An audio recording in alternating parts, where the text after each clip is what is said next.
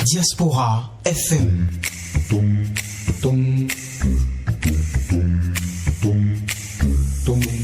Diaspora FM, en direct de la Fondation Espace Afrique Civre de Glody Bibi, c'est le pied.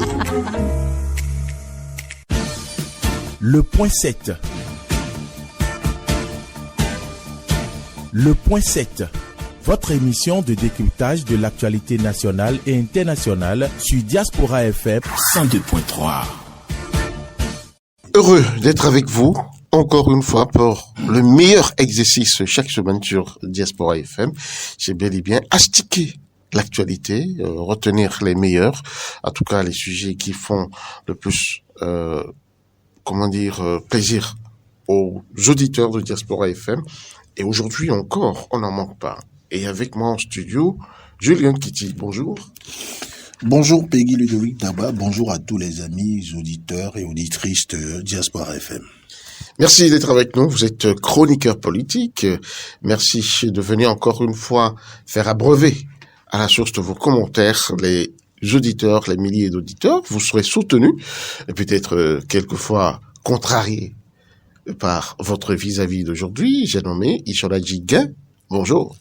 Bonjour Peggy Ludovic Dagba, bonjour à toutes et à tous. J'ai réussi à l'examen aujourd'hui? Oui, parfaitement. D'accord. J'espère que je ne ferai pas de problème, de gaffe au cours d'émission. Mention honorable. D'accord.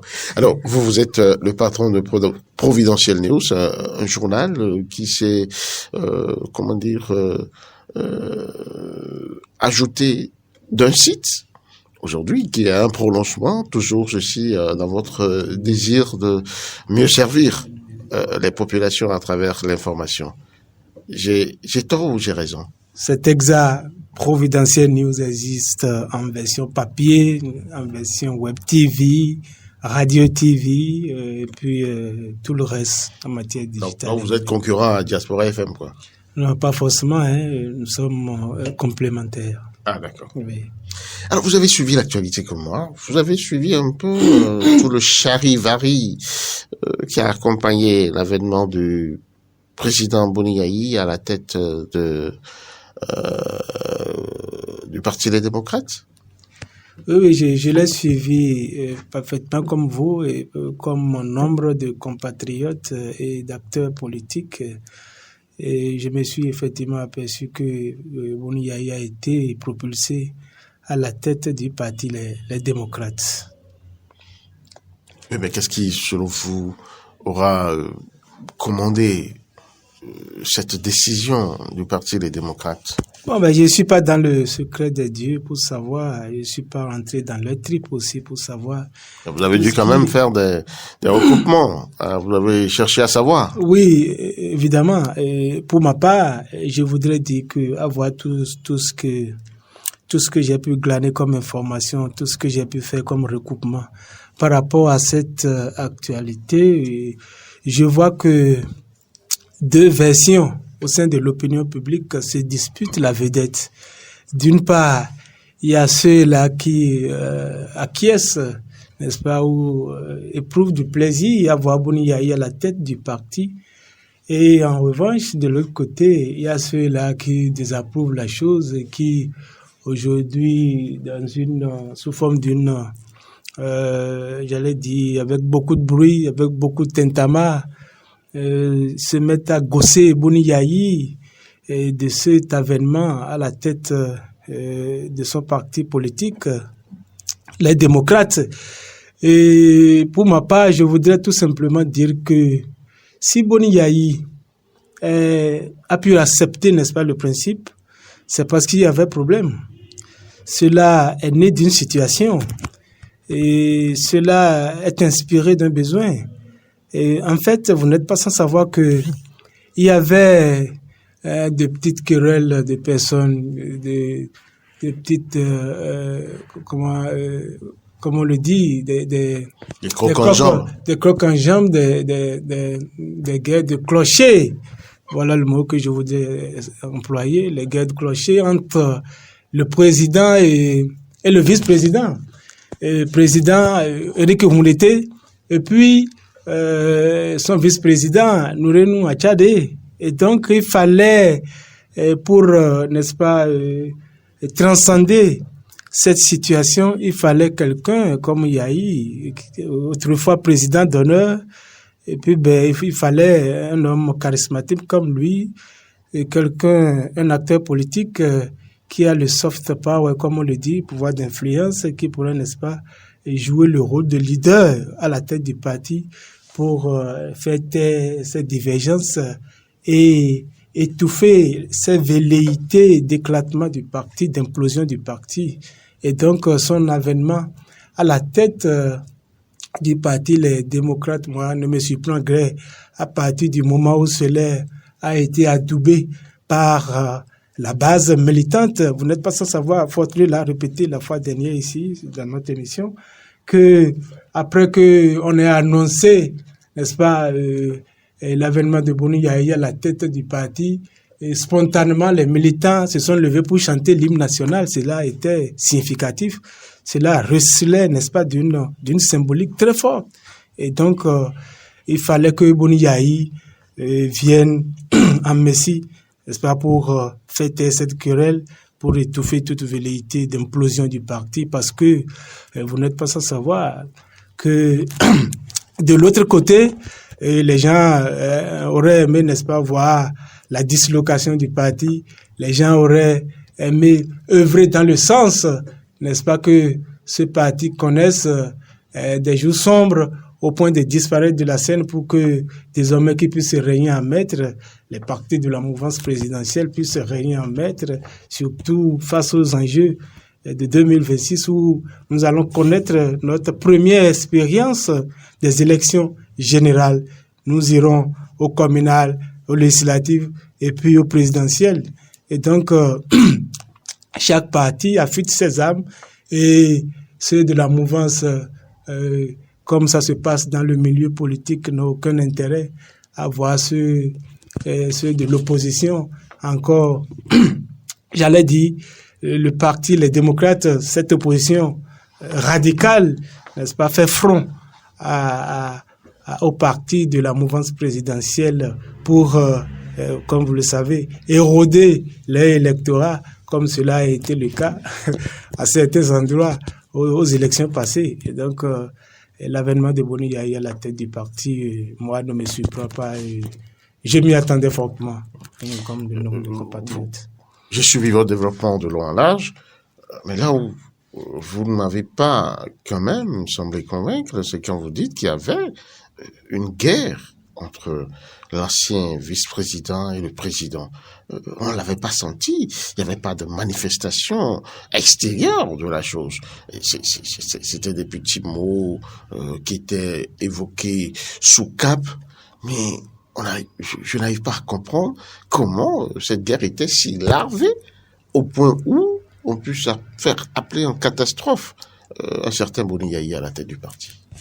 Non, écoutez, comme dans tous les partis politiques, comme dans tous les castes politiques, comme dans tous les establishments politiques, c'est une situation qu'il va falloir gérer avec beaucoup de tact pour ne pas laisser échapper un certain nombre de susceptibilités qui pourraient venir compromettre, n'est-ce pas, l'avenir du parti.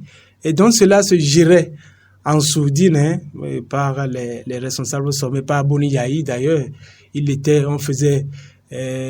Les protagonistes faisaient référence à Boni Yayi et stratégiquement, il gérait tout ça. Il essayait de contenir, n'est-ce pas, les différentes velléités, les différentes menaces, les guerres qu'il y avait eu, n'est-ce pas, en sourdine que beaucoup de citoyens ne voyaient pas. Et donc, à partir de ce moment-là, un bon leader doit pouvoir se comporter de cette façon, gérer les choses en sourdine pour que cela n'éclate pas au grand jour, pour faire voler finalement en éclat beaucoup d'espoir. Parce que vous n'êtes pas sans savoir aujourd'hui, la population au regard de la situation qu'elle vit, la paupérisation ambiante, la galère, la misère et tout ce qui va avec aujourd'hui font que les Béninois... Vous avez tout en air, là. Oui, font que les Béninois aujourd'hui ont perdu, apparemment, surtout la jeunesse, et puis la jeune féminine ont perdu comme espoir par rapport à leur avenir. Vous n'êtes pas aussi sans savoir que cela fait que aujourd'hui, quand vous voyez dans d'autres pays, vous voyez comment les jeunes vont mourir aujourd'hui en mer. Donc, autant d'éléments qui font que les jeunes ont perdu espoir et vont rechercher ailleurs l'Eldorado, le mieux vivre ailleurs. Et donc, Boni Yayi avait intérêt à gérer les différentes crises, la crise qui secouait, n'est-ce pas, en sourdine le parti. Et son avènement à la tête du parti était, n'est-ce pas, le bienvenu pour tout calmer. D'accord. Nous allons voir si Julien Kitty pense la même chose que vous. Oui, Jules, vous étiez informé des guerres lavées entre ces personnalités qui dirigeaient au premier plan le Parti des démocrates, Eric Ngoundété, Noureddine Ouattara et compagnie. Je voudrais déjà vous dire que c'est quelque chose qu'il faut plutôt pas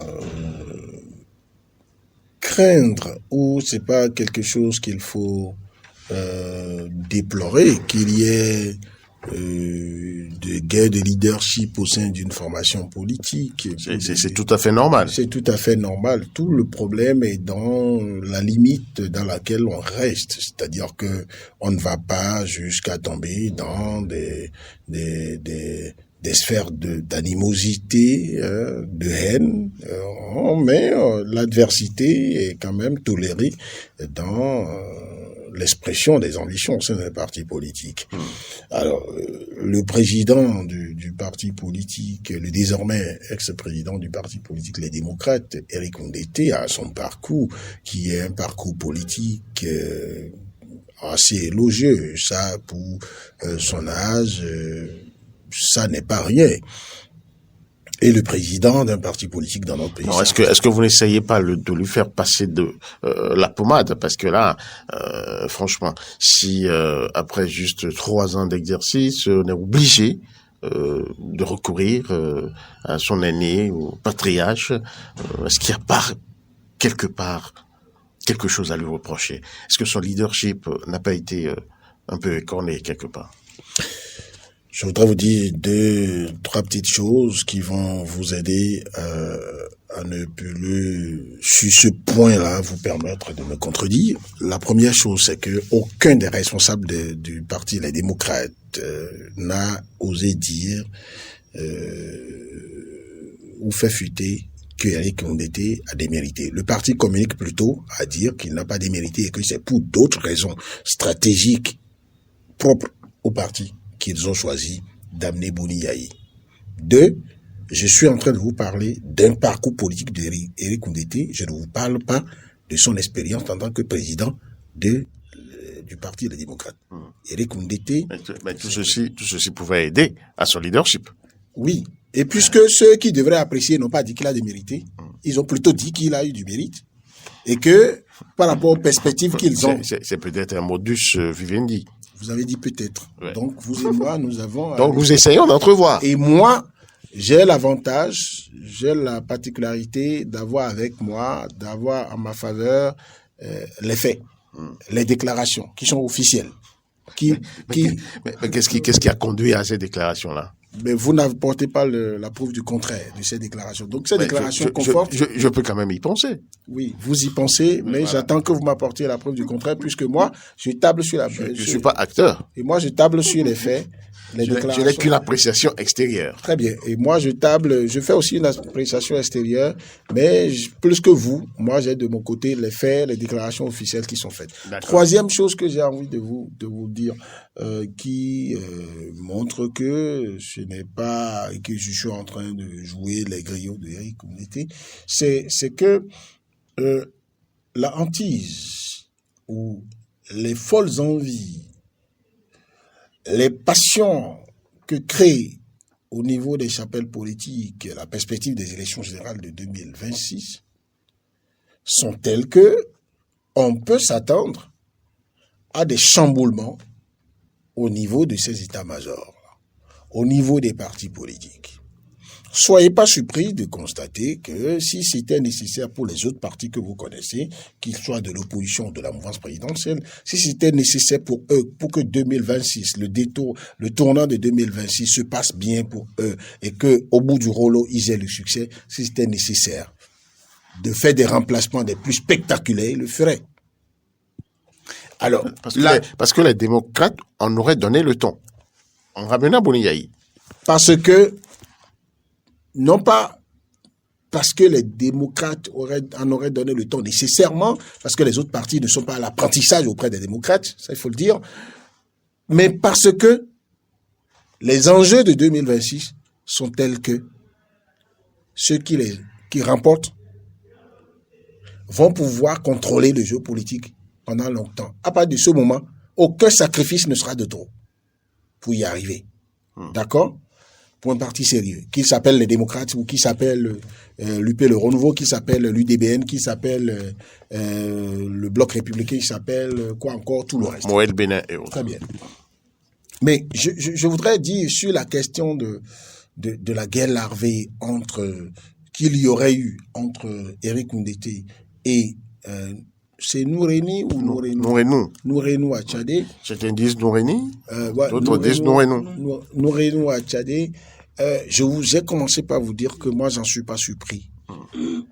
Mais je voudrais davantage vous dire que j'en avais eu les signes évidents. Ah, quel signe? Alors, d'abord, il faut constater que le président d'honneur des démocrates, c'est Boni Yayi. Dans le parti, c'est celui qui a, en termes de titre, le CV politique le plus riche, en termes de titre, et non en termes d'expérience politique. Pourquoi cette distinction? Cette nuance est nécessaire parce que Boni Yayi, avant d'être président de la République, je ne lui connaissais aucune expérience de militant. Il n'avait pas une vie politique avérée. D'accord. Ouais, parce qu'il vous dira qu'il militait, dans le fond. Bon, le militantisme est aussi un exercice d'exposition.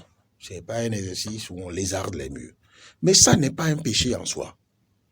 Mais quand il est devenu président de la République, quand il a créé son parti, aucun des membres du parti Les Démocrates n'a jamais été président de la République. Ça n'est pas rien, c'est très gros, c'est hautement politique, c'est beau, c'est bien plus que quelqu'un c'est Mathieu Kérékou qui a dit que si vous arrivez à diriger le Bénin pendant 24 heures, vous pouvez diriger le monde.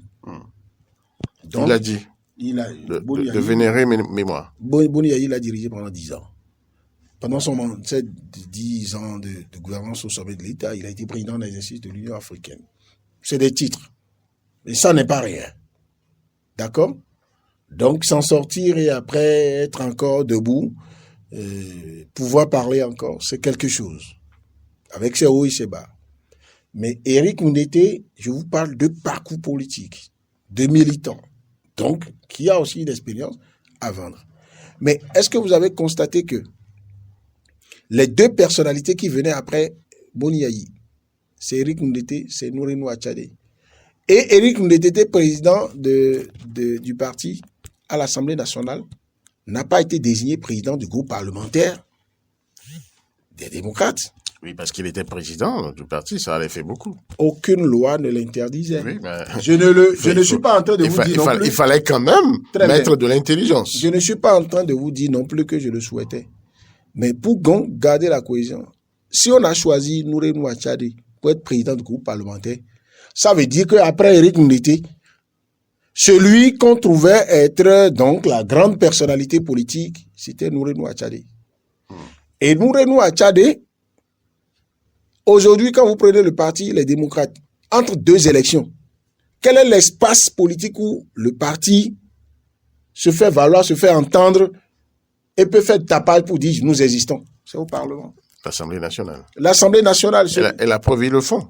Et vous avez constaté. Au point d'en inconforter. Et vous avez constaté qu'à l'Assemblée nationale, si Nourénou Tchadé regardait en tant que président du groupe parlementaire, les démocrates, il regardait trop la place de président qu'occupait Éric Nundete, il va pas trop sortir la tête.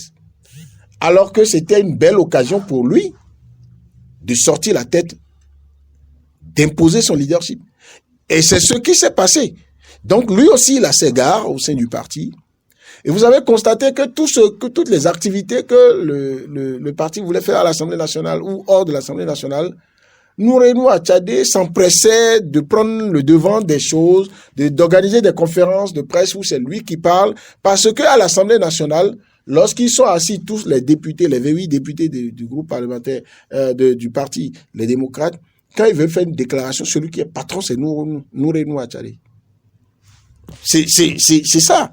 Il est le président du groupe parlementaire. Quand c'est le groupe parlementaire qui veut faire une déclaration, c'est le numéro 1. Mais quand c'est le parti politique qui veut prendre des initiatives et tout, Éric Koundété est le numéro 1. Donc, d'office, même si les deux ne s'en voulaient pas pour quelque chose, il y a quand même... Mais on constate là une bonne organisation des rôles. Oui, mais alors, oui, une bonne organisation des rôles. Une bonne organisation des rôles. Et je vais vous dire maintenant, je l'ai réservé exprès. Ce qui explique que vous ayez encore la possibilité cognitive de poser des questions de relance, eh bien, je vais vous dire... Vous espériez m'en empêcher? Si j'avais vite livré cette cartouche, vous n'en auriez pas. Ah, d'accord. Je vous dis, le vrai problème, c'est quoi? Oui. Dans le parcours politique des trois personnages, je ne veux pas parler de personnalité, parce que je veux bien que nous nous inscrivions dans un peu comme un feuilleton qui se joue. Donc, je vous parle de personnages. Donc vous détenez les clés des épisodes. Alors, si je vous avais rappelé la position de Boni Yayi, c'est parce que, en fait, le problème est à ce niveau. Entre Nouré-Nou Attiadé et Éric Koundété, qui est plus proche de Boni Yayi?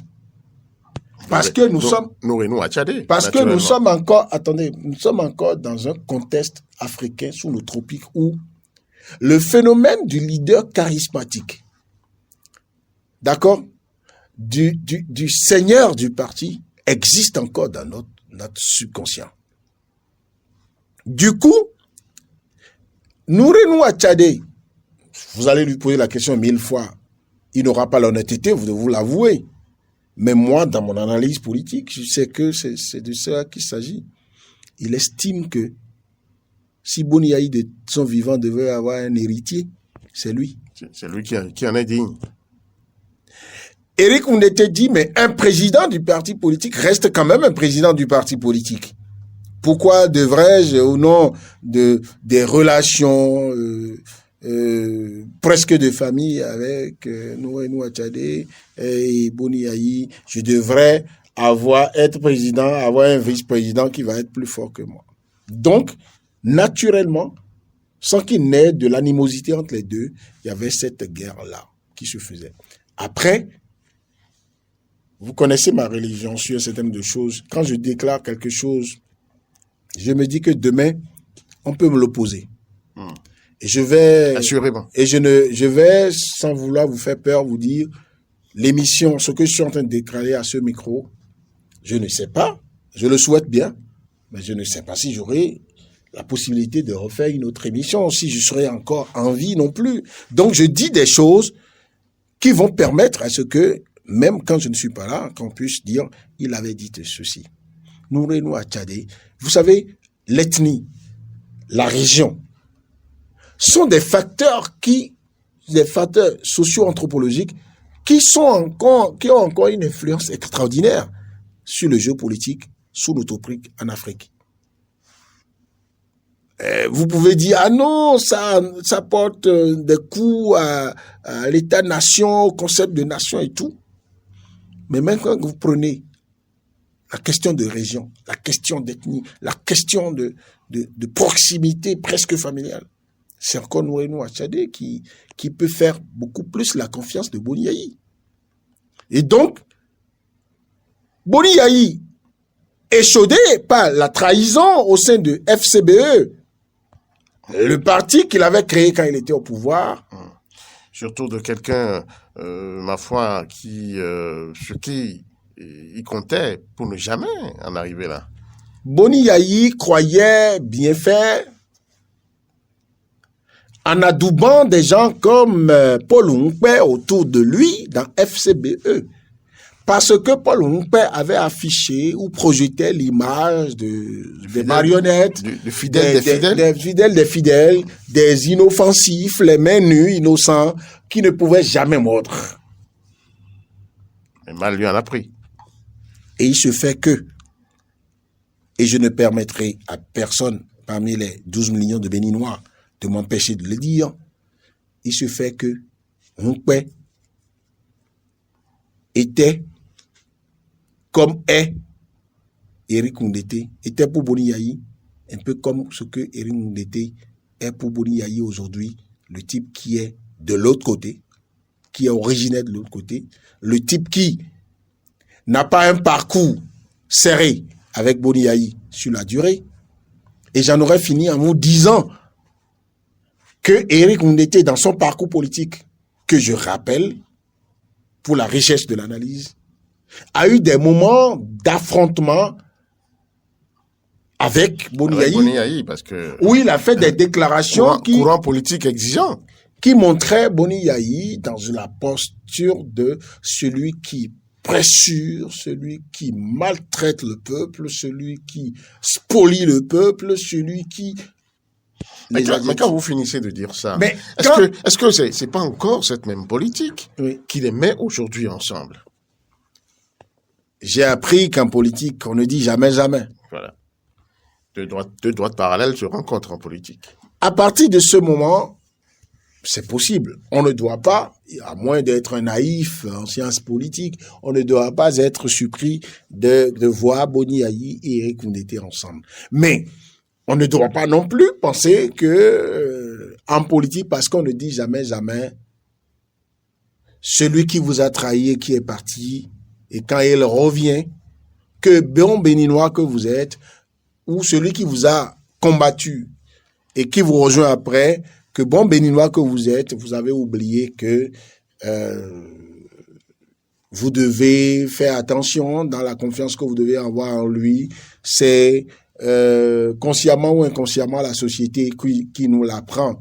Et donc, je vois la guéguerre Éric Nkoundété, Nourenou Atchadé, à l'aune de tout ce que je viens de vous décrire. Et puis, si, sous Yayi Boni, la posture de Éric Nkoundété, entre-temps, dans l'escarcelle des opposants à Boni Yayi, était vue comme une offense, était vue comme presque une trahison, parce que Boni Yayi avait envie, tout en ayant ses penchants pour sa région, en ayant ses penchants, parce que c'est lui qui a quand même déclaré dans ce pays, les miens vont se mettre dans la rue face à vous, dans une même nation. Mais dans une autre posture, totalement opposée à celle-ci. Oui.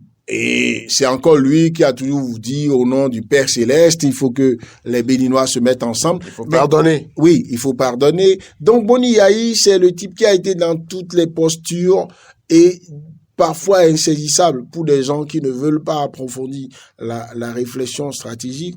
Mais je voudrais faire rappeler une expression de mes maîtres à moi en rhétorique, le plus grand orateur francophone vivant, Marc Bonan, l'avocat genevois, qui dit c'est comme l'adultère de la femme. De partir n'est pas un problème. C'est de revenir qui est le plus dur. C'est-à-dire que Éric Nkoundété ait été dans l'affrontement verbal, dans le discours politique contre Yayi Boni, a été celui qui a été le champion dans les mots qui dynamitent la carapace de Boni Yayi, et que aujourd'hui il se retrouve dans le même parti que lui, qui se retrouve président de parti politique, qu'il ne puisse pas avoir la vraie confiance de Boni Yayi, ça ne devrait pas étonner, parce que, je le répète, dit Marc Bonan, c'est comme l'adultère. De partir n'est pas le problème. Revenir est le plus difficile. Vous savez très bien que je vous le souhaite pas, que votre épouse soit infidèle. On n'en viendra pas là. Non, et qu'elle s'en aille, elle sait que le jour où vous savez qu'elle est infidèle, ce qui lui est réservé comme sort, c'est de partir. Mais que la femme qui a commis l'adultère et connu de tous, veuille un jour rêver légitimement de revenir dans votre foyer. La porte est fermée. Merci. Alors, Julien Kitty, à vous suivre, ce n'est pas tant l'enjeu de 2026 qui commande l'ascension de Boni Yayi à la tête du parti, mais vous savez très bien le charivari qu'aura suscité cet avènement de Boni Yayi, les réactions qui sortent de partout. Vous avez suivi le porte-parole du gouvernement, Wilfried Léandre-Mbedi, dans son interview à RFI. Pour lui, c'est tout à fait normal, rien de nouveau sous le soleil, mais, a-t-il dit, pas de revanche. Est-ce que vous voyez Boni Yayi revanchard? J'ai envie de vous dire, parce que je suis allé, j'ai poussé donc mon honnêteté intellectuelle jusqu'à vous parler presque comme de façon testamentaire. Je vous ai dit, je dis des choses qui, si j'ai pas l'occasion de les dire demain, pour moi, vont valoir quelque chose de gros pour la postérité. Ce qui est sûr, l'histoire l'aura retenu. Oui, j'ai envie de vous dire, Boni Yayi a été toujours revanchard. Boni Yayi a été toujours dans la passion d'apporter une réponse à toute situation qui tend à lui enlever la flamme, la rage de dire, comme un taureau, je broie tout ce qui est sur mon chemin. D'accord? Est-ce que vous avez pu observer que Boni Yayi a soif de l'exposition permanente? J'ai envie de dire, beaucoup de gens m'en voudront, des gens qui sont très proches de Boni Yayi, mais je dis Boni Yayi, certainement, s'est trompé de métier en faisant les formations pour devenir docteur, banquier. En économie. Le banquier, c'est pas le type qui parle beaucoup, c'est pas le type qui a envie qu'on le voit tous les jours. Mais Boni Yayi, c'est une âme qui a soif de l'exposition permanente. D'accord?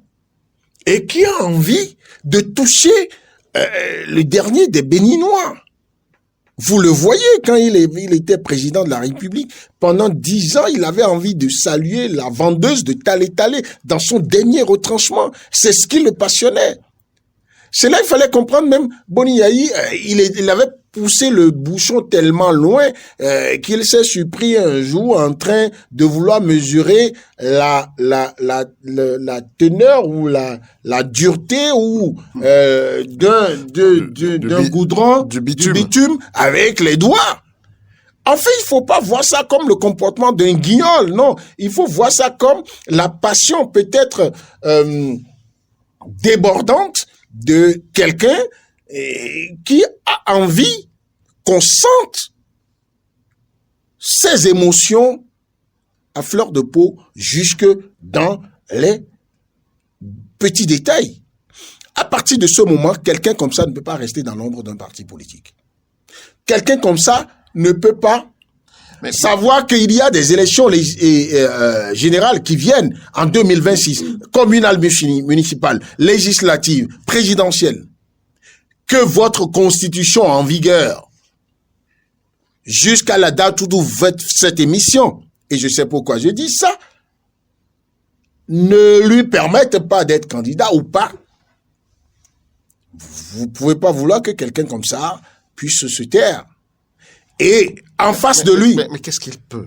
Non, attendez. Qu'est-ce qu'il peut face à ces élections? S'il te plaît. Oui. Il va au moins... Allons-y.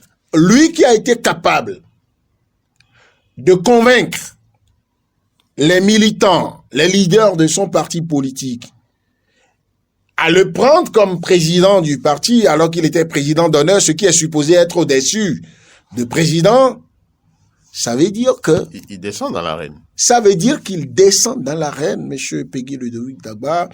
Je retrouve mon ami qui comprend les mots, le sens, le contresens et le double sens parfois. Oui, il descend dans l'arène. Ça veut dire que il veut être dans le combat. Il ne veut pas être l'arbitre. Il ne veut pas être le spectateur. Mais que peut-il là où il a échoué? Ce qu'il fait là, il a échoué où? Avec son candidat. Quand il a fini, il a amené... Avec son candidat, Lionel Zinsou. Dans le moyen, l'argument, vous savez, en communication politique, un seul mot suffit pour faire le monde, pour faire les embellis, avoir une victoire. Un seul mot mal placé également suffit pour que vous échouez. Pour votre chute. Face à Lionel Zinsou, il y avait l'argument fatal qui était, c'est Yovo. C'est pas le Bouninois Bontin. C'est le venu d'ailleurs. Le venu d'ailleurs. Et donc, ça, le président, le candidat d'alors, Patrice Talon, l'a utilisé à fond. Et ça, il faut saluer son intelligence politique, son caractère de politiquement malin. Maintenant, après ça, on a fini avec ça. Le gouvernement ou le régime Talon, avec les partis politiques de la mouvance présidentielle, sont bien conscients de ce que ça va pas être une partie de troc de Affiti contre Clucli en 2026. Non, ça va être une bataille extrêmement rude parce que, comme ça a été toujours le cas dans notre pays, les opposants, qu'ils soient crédibles ou pas, qu'ils soient honnêtes ou pas, dès que le peuple souffre un peu, le peuple offre son âme aux opposants, ceux qui se disent opposants, et dit, venez nous sauver. Et le drame avec ce peuple amnésique, eh bien, qu'on m'en excuse, c'est que c'est parfois des gens qui l'ont torturé, c'est parfois des gens qui ont été ses bourreaux, qui, pour peu qu'ils se retrouvent dans l'opposition, deviennent c'est Messi. C'est Messi. Et donc, observez que les députés, les membres des démocrates, lorsqu'ils n'étaient pas encore à l'Assemblée nationale, lorsqu'ils espéraient encore et rêvaient encore, avec le soutien de la CEDEAO et la Cour africaine des droits de l'homme et des peuples, pouvoir dynamiter l'appareil, l'arsenal juridique gouvernant les opérations électorales dans notre pays après donc les fameuses et fumeuses élections législatives de 2019, eh bien, ils voulaient encore qu'on change les lois. Mais ils disaient que ces lois étaient liberticides. Mais quand ils ont compris que la CEDEAO ne pouvait pas faire l'affaire, alors ils sont rentrés dans la réelle politique. Ils ont accepté d'aller aux élections avec ces lois-là. Ça leur permet d'avoir modestement 28 députés avec les dessous que nous connaissons. Et quand ils ont ça, ils peuvent maintenant escaliter à l'Assemblée nationale, interpeller le gouvernement. Ils peuvent maintenant dire aux populations, mais regardez ce régime qui vous a tué dans le coton, qui vous a tué dans le soja, qui vous casse au bord des voies, qui vous fait ci, qui vous fait ça, pour que en 2026 ça marche. Mais je voudrais vous avertir de quelque chose. Observez les mêmes démocrates là, les mêmes qui disaient que ces lois sont liberticides. Ils ne verront pas la bataille pour que ces lois soient changées avant 2026. Parce que désormais, les enjeux ne sont plus les mêmes pour eux. Leur problème aujourd'hui, ils ont réglé la question de parrainage, oui ou non. Avec 28 députés, ils peuvent avoir le parrainage, ça fait 16, non? Donc, ils n'ont plus les mêmes problèmes. Est-ce que vous avez l'impression que depuis qu'ils ont dit, il faut libérer Eric Amadougou, il faut libérer Joël Aïvor, il faut faire venir les exilés, sinon, rien ne peut marcher dans le pays. Vous avez l'impression que ça devient condition sine qua non pour eux, pour aller aux élections. Ils en parlent toujours.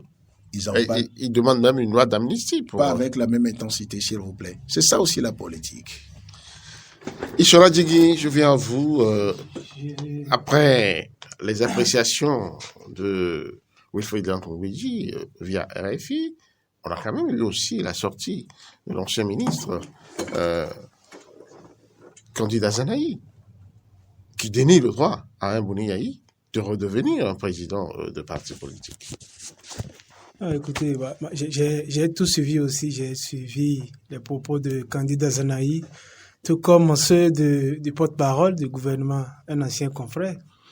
Mais moi, j'ai pu déduire que au niveau du porte-parole du gouvernement, il a manqué de l'élégance. Il aurait pu dire des choses, reconnaître, n'est-ce pas, des réalités que tout le monde connaît dans le pays, plutôt que de chercher, n'est-ce pas, à défendre son il a bien son dit, boss. il a bien dit simplement que ce n'est pas nouveau qu'un ancien président devienne président de parti politique. Mais au même moment... Ensuite, il a demandé qu'on ne pense pas ou qu'on ne prenne pas un esprit de revanchard. Qu'est-ce qu'il a dit de mauvais? Mais j'ai dit qu'il a manqué d'élégance parce qu'il aurait si pu vous dites simplement... où est l'élégance manquée? Parce qu'il aurait pu simplement dire, éviter d'aller, n'est-ce pas, sur la piste, celle qui fait état de ce que il n'y aura pas de revanche, patati, patata, titi, conti. Il aurait pu éviter d'aller sur ce terrain parce que là, il ne fait que défendre, n'est-ce pas, son boss. Suivez mon regard, ça le fait du prince. Il ne fait que défendre le prince. Est-ce que c'est possible? Est-ce que c'est pas possible que l'esprit de revanchard anime quelqu'un dans la position de Boni-Yayi? Il n'y a aucun esprit de revanchard à ce niveau. D'accord? On l'a quand même contraint à la maison pendant plus de 52 jours. Écoutez, on aura beau, n'est-ce pas, traiter Yayi de tout, d'oiseaux de mauvais augure, de revanchard, personne ne l'a fait. D'esprit de si, mais c'est ce qui se fait, non? Non. Mais c'est bien ça, c'est là où voulait en venir justement notre cher porte-parole, c'est à ce niveau qu'il voulait en venir. Et donc on aura beau, n'est-ce pas, traiter Yayi de tous les noms d'oiseaux, de tous les péchés d'Israël.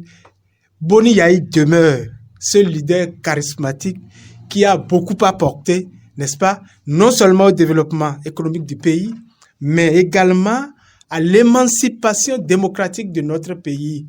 Alors, je vais vous poser une question. Oui.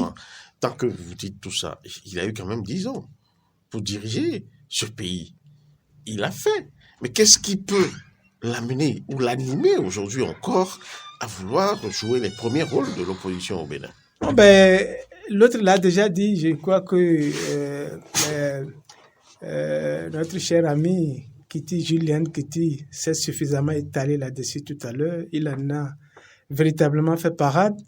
Et donc, Boni-Yayi, face aux enjeux, n'est-ce pas, de 2026, où nous allons connaître, je me répète encore une fois, nous allons connaître les élections générales. Il fallait, n'est-ce pas, que Boni-Yayi soit là pour faire l'aiguillage politique nécessaire en termes de stratégie, en termes d'activisme, en termes de dynamique politique, pour que l'opposition puisse tirer son épingle du jeu, pour que l'opposition puisse, n'est-ce pas, se mettre dans cette dialectique, n'est-ce pas, celle qui répond, qui s'accommode aux aspirations les plus profondes de la population. Je l'ai dit tout à l'heure. Donc vous pensez qu'il est indispensable pour permettre aux démocrates d'élire leur candidat, c'est ça? Mais les élections en 2026, les élections législatives passées l'ont suffisamment prouvé. Si il était donné, n'est-ce pas, aux institutions de la République, celles qui ont géré les élections, s'il leur était donné d'être honnêtes ou de repartir un peu en arrière parce que, nous a-t-on dit, les données étaient devenues entre-temps caduques, s'il était donné, n'est-ce pas, de repartir pour faire le recomptage des voix.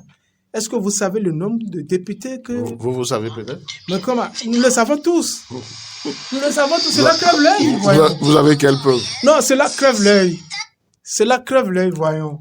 Donc, les démocrates étaient partis. Non, vous aviez les procès mais pourquoi dit-on de tout le pays? Mais pourquoi a-t-on dit que les données étaient devenues caduques? Oui, parce que les délais sont passés. Dans quel pays cela se passe? Les délais sont passés. Ah non, donc, c'est aussi simple que ça. Je suppose qu'un étudiant décide aujourd'hui, n'est-ce pas, d'aller faire, n'est-ce pas, comment dirais-je, de soutenir sur un thème qui concerne les législatives passées.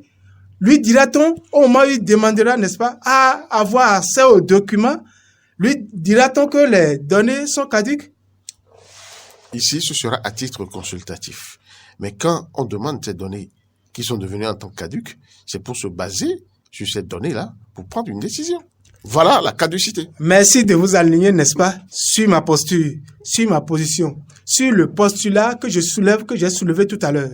Et donc, dans aucun pays au monde, cela ne se passe de cette façon. Sous aucun ciel, d'accord, cela ne pourra se passer ainsi.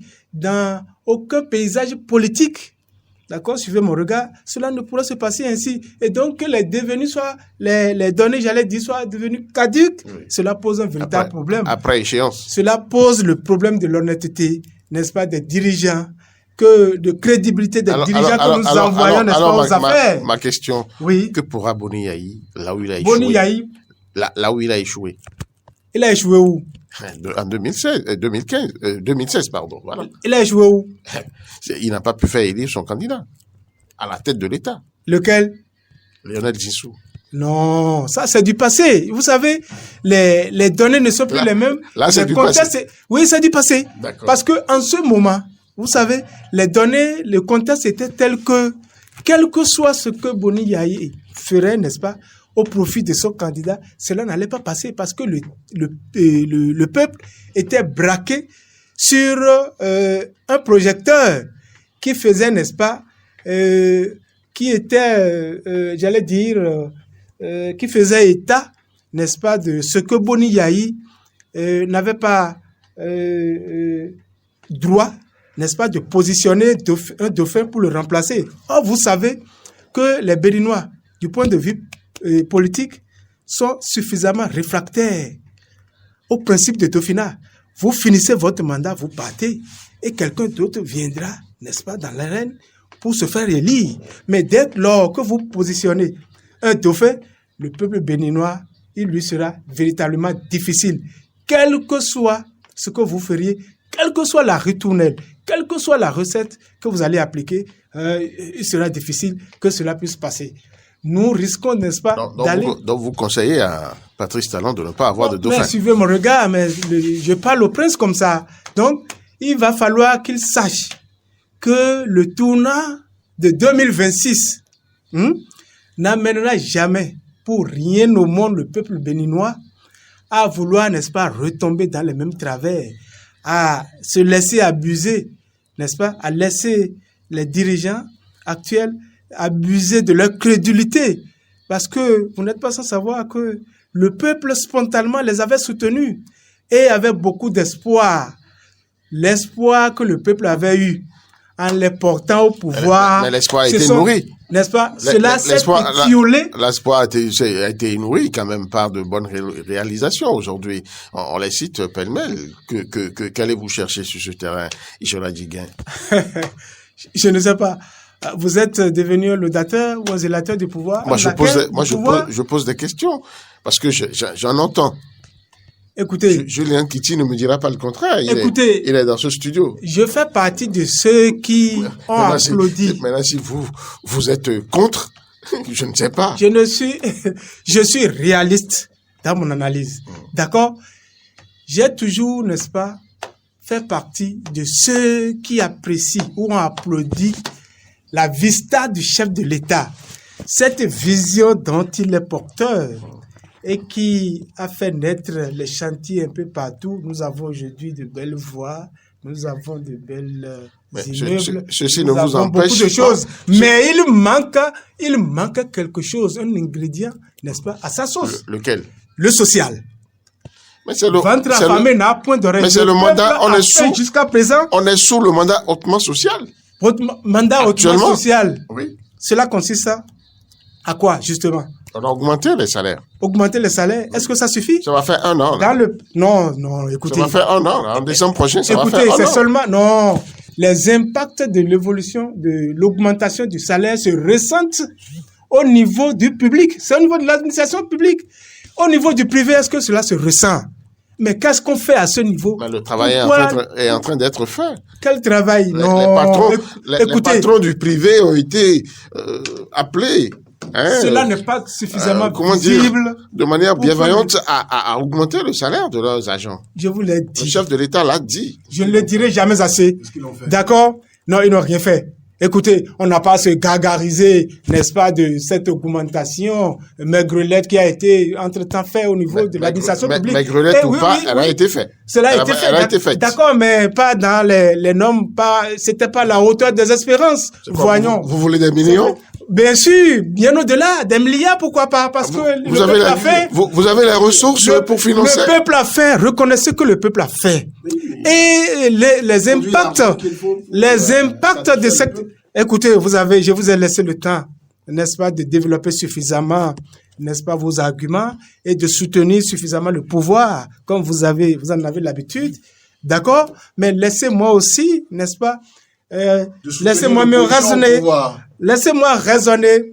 Et, n'est-ce pas, donc, vous voulez que je vous étaler laisse mes analyses. soutenir l'opposition? Non, je ne soutiens pas l'opposition. Donc, monsieur, non, je suis formel. Non, je suis formel. Le membre non, cher ami. Écoutez. Laissez-le parler. Écoutez, je ne suis membre d'aucun parti politique. Les gens peuvent faire leur enquête. N'empêche que vous êtes proche de certains Je ne suis non politiques. plus. Je ne suis non plus. N'est-ce pas, membre. Vos analyses, non, écoutez. Vos penchants. De ma position de journaliste, j'analyse les faits. D'accord. Tout simplement. C'est factuel ce que je dis. D'accord. Mais 9 fois sur 10, que vous pensiez du côté de l'opposition, écoutez, ça peut faire l'objet d'autres analyses. Je suis libre, n'est-ce pas, de mes pensées. Je suis libre, entièrement libre de mes pensées, de mes opinions. Et donc, à partir de ce moment, je pense que l'augmentation du salaire dont vous parlez, cela s'est ressenti au niveau de l'administration publique. Au niveau du privé, il semble que la mission a fait chou blanc. Ce n'est pas encore le cas. Non, ce n'est pas encore le cas. Ce n'est pas ressenti. Surtout les impacts, les effets positifs de cette augmentation que vous vantez si tant n'est pas encore ressenti à ce niveau. Écoutez, qu'est-ce qu'on fait pour qu'à ce niveau-là, la loi soit respectée? Pour que l'agent du privé qui s'échine, puisque vous n'êtes pas sans savoir que... Qu'est-ce que vous pourrez conseiller au chef de l'État? Qu'il ne vous aura pas échappé. Qu'il fasse que la donne puisse être respectée dans le privé. Qu'il ne vous aura pas échappé que c'est le privé qui crée la richesse et non l'administration publique. D'accord? À partir de ce moment, il appartient au pouvoir de trouver la formule pour s'imposer au niveau du public, pour que la loi soit respectée. Je crois bien que le président Talon sait suffisamment le faire. Il a l'étoffe qu'il faut pour influencer aujourd'hui ceux du privé. Mais là, est-ce qu'il n'est pas sans moyen de pouvoir vraiment imposer cette augmentation au niveau du privé? S'il a la volonté de le faire, il le ferait. Mais sur quoi va-t-il agir? Mais comment lui-même sait. Vous lui demanderez alors d'alléger, on va dire, les impôts, les taxes et autres. Va-t-il demander au privé de payer, de se séparer de 50% des taxes et autres qu'ils doivent payer à l'État? Mais si cela se fait ailleurs de très bien, pourquoi est-ce que cela ne pourra pas être fait ici? Parce que vous avez besoin de ressources. Vous avez pour habitude de faire du snobisme, copier tout ce qui vient de l'Occident, occidentaliser même votre culture. Vous avez, n'est-ce pas, vous avez ce talent. C'est qui, vous? Vous avez ce talent. Je parle de ceux qui sont au pouvoir. D'accord? Je parle de l'establishment que dirige Patrice Talon. Vous avez cette manie aujourd'hui, on parle de l'homosexualité. Vous l'avez copié de là-bas, vous voulez ne pas l'imposer au niveau de notre culture. Non, ce n'est pas encore une réalité ici. Attention, ça veut dire que... Aucune décision n'a encore été prise dans ce sens. Nous ne sommes pas dans le même pays, hein.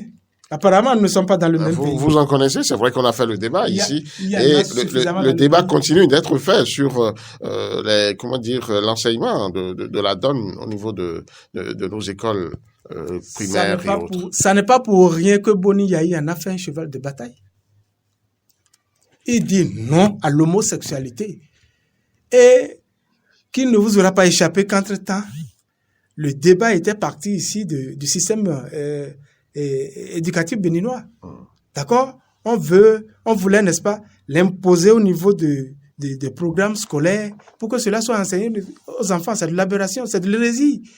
Et il a fallu que Monsieur Thierry devant nous puisse, n'est-ce pas, soulever le lièvre pour qu'on sente effectivement que tout le monde se rende compte de ce que le programme était déjà à un niveau suffisamment évolué pour que cela soit imposé.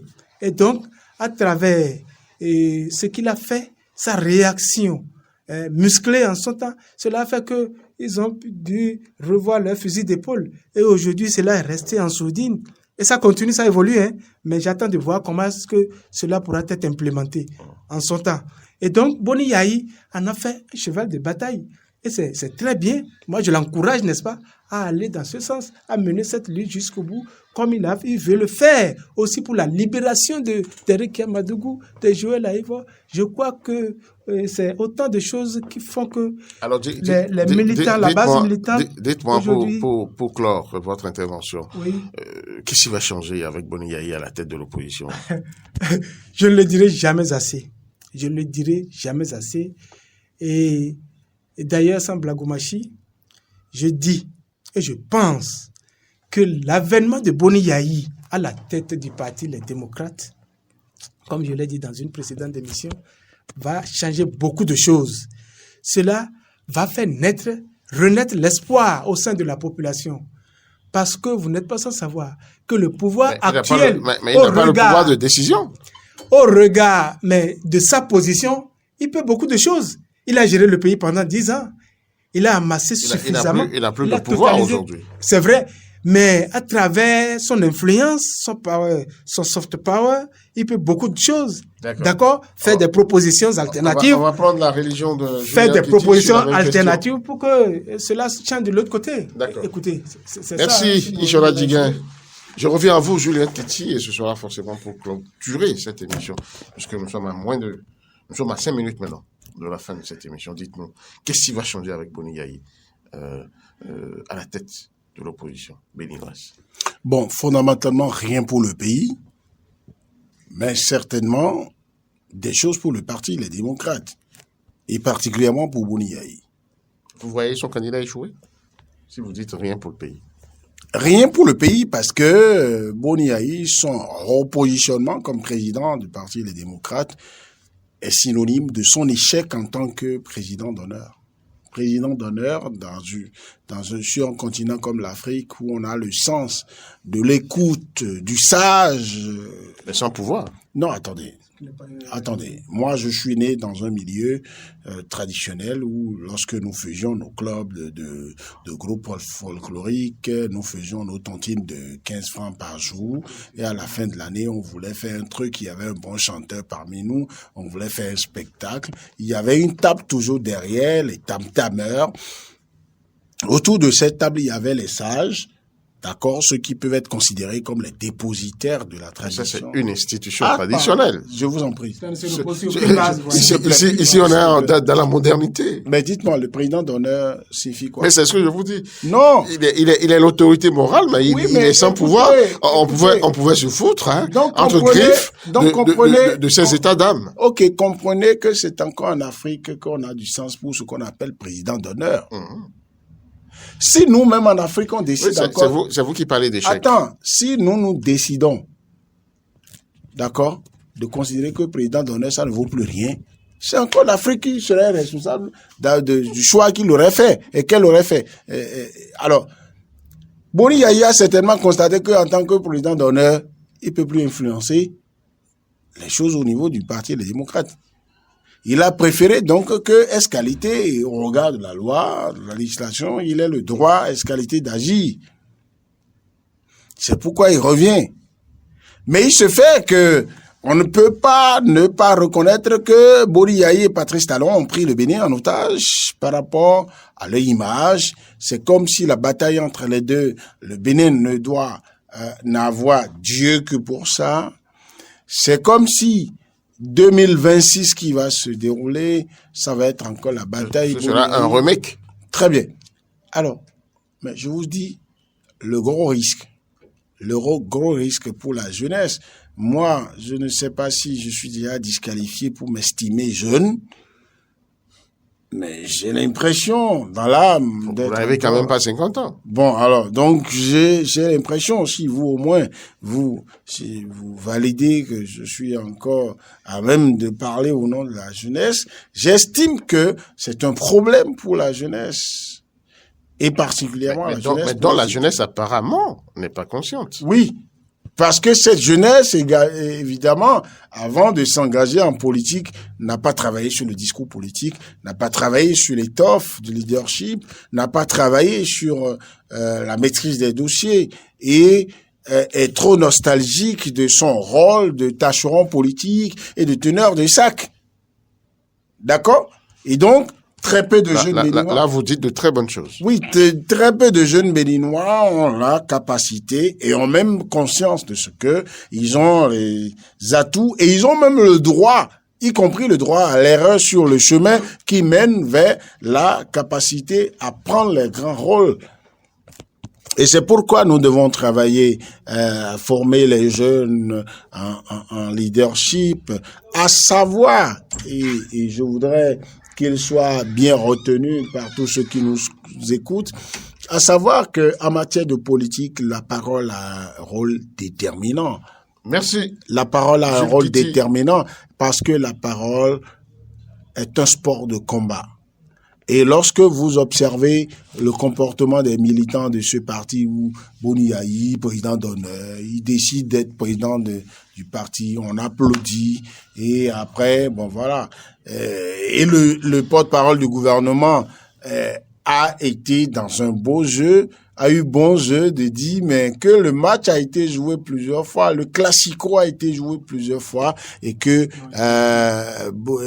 Patrice Talon l'a gagné en aller-retour. Et donc à partir de ce moment, Julien Kitty, merci beaucoup. C'est vous qui le pensez. Julien Kitty, Ishola Tiguen, le plus beau c'est la fin. Merci à chacun et à tous d'avoir été avec nous. C'était point 7 de ce vendredi. À vendredi prochain. Le point 7. Le point 7. Votre émission de décryptage de l'actualité nationale et internationale sur Diaspora FM 102.3. Diaspora FM.